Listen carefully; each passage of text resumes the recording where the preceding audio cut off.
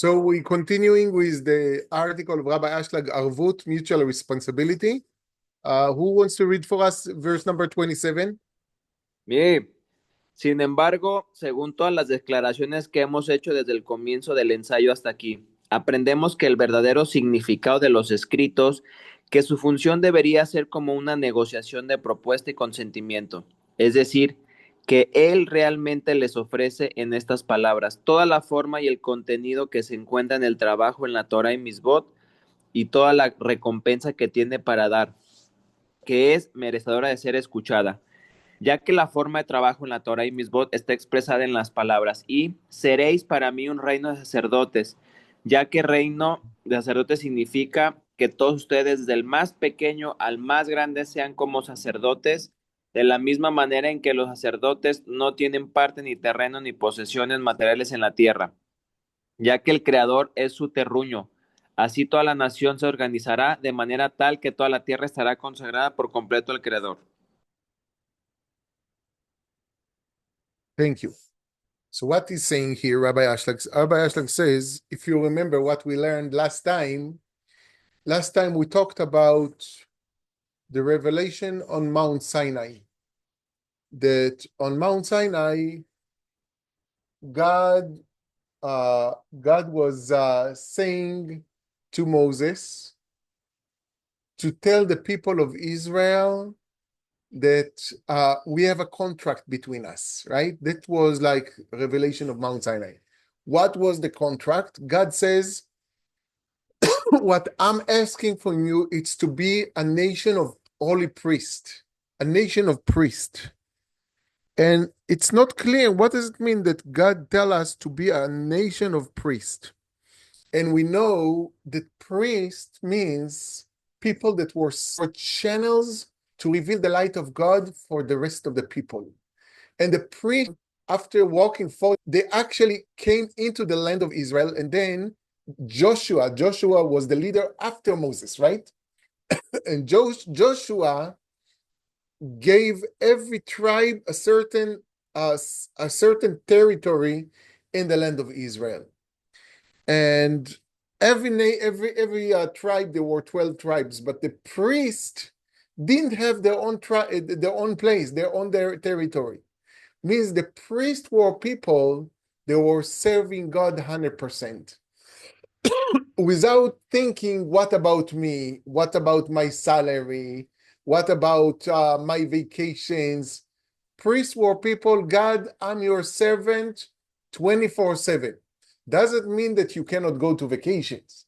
Does it mean that you cannot buy your own property or own home? Does it mean that you cannot have saving in the bank and have billions of dollars? Of course. But that's not your goal. Your goal, the priest, sometimes you see people that their last name is Cohen, right? Cohen, Cohen, right? Like Leonard Cohen, you heard about him, right? So Cohen, what does it mean if a person have last name Cohen? Cohen, in Hebrew, it means a priest. So it means that they are the descendants of the ancient Kohens, the ancient priests from the time of the desert, right? So we need to know that the priests are people that God told them, I want you to be the channels of love. That all your energy, all your focus is just to spread love and to take care of the people. And don't worry, don't focus too much on my vacations, my pension, my salary, my rights, my bonuses. Just focus on doing good. Just focus on serving God. Just focus on revealing his light in the world. And don't worry, you will have everything. God will take care of you. You'll have property, you'll have money, you'll have blessings in your life. You'll have everything.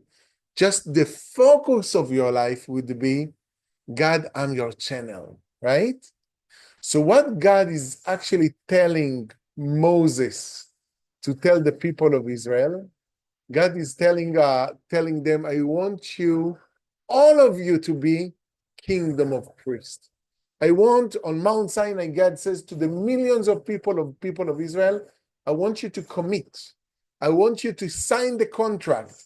I want you to tell me that you're taking upon yourself to live a life that all your focus and all your desire is to serve God in the best way by being a channel of love to the world.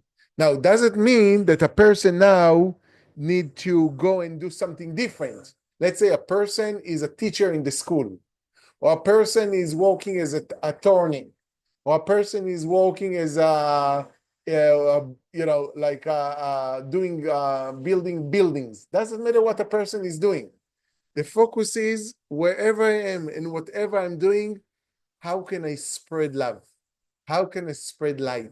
How can I spread the happiness and the energy of God to every human being, right?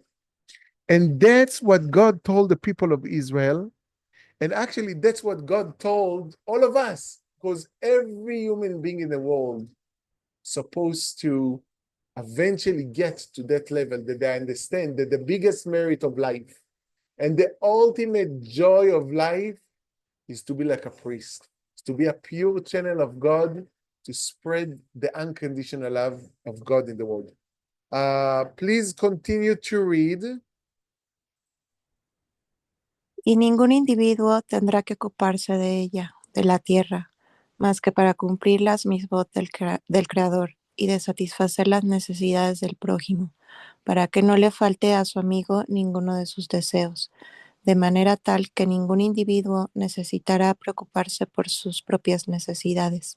De esta manera, hasta los trabajos cotidianos como la siembra y la cosecha, etcétera, se considerarán realmente como los trabajos de los sacrificios que los sacerdotes realizaban en el templo.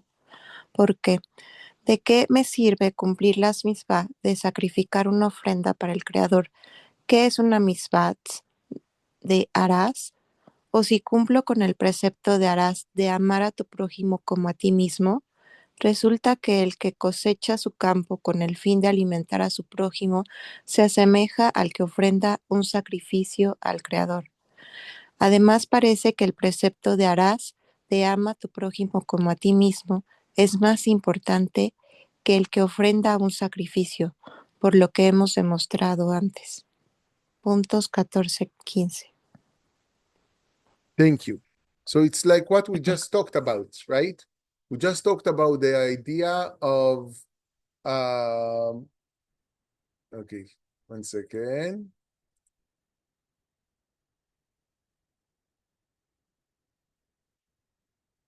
We just talked about the idea of that if you take upon yourself in your life, you say to God, God, I want to be like the priest. I want to be a channel. I want to spread love. How do you spread love? When you wake up in the morning and you think, how can I love unconditionally? Without thinking of what I'm gonna receive in return. Because if you love, but you all the time think what I'm gonna get in return, so it's not pure love anymore, right? We want to be in a place that we spread unconditional love. And that's the commitment between us and the Creator. Let's continue to read a little bit more, please.